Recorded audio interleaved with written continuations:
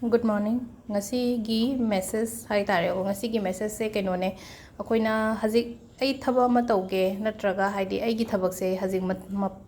matam charaba hoba yaradra natraga haidi thabak oiro natraga haidi mi ga wari shanaba oiro keno ma ai hajik tauge na khali base ngasi se ko haidi kai message lake haiba do hapeta yeng minarase ko sidagi dum haidi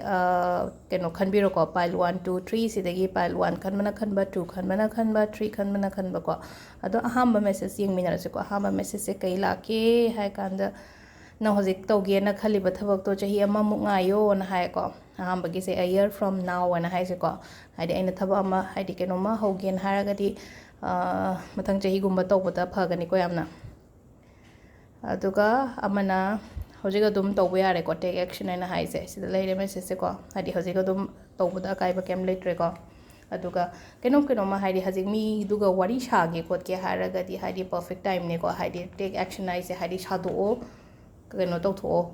aina haining yo poto hayo ko aduga number 3 sina in the near future ena hai ko hadi katang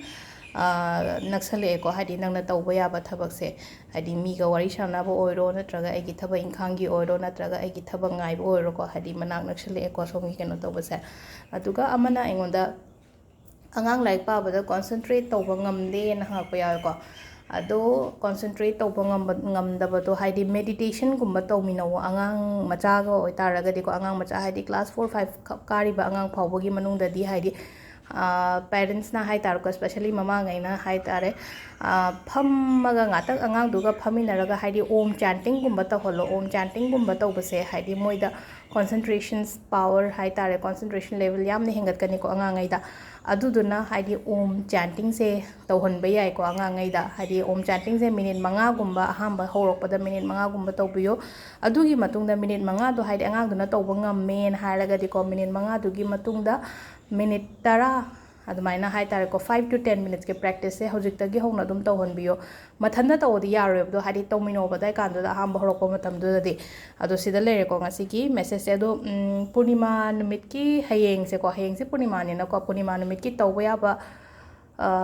manifestation khara ai hairakke ado aina ha keno ina video ina hapake ko ngasi dum hapake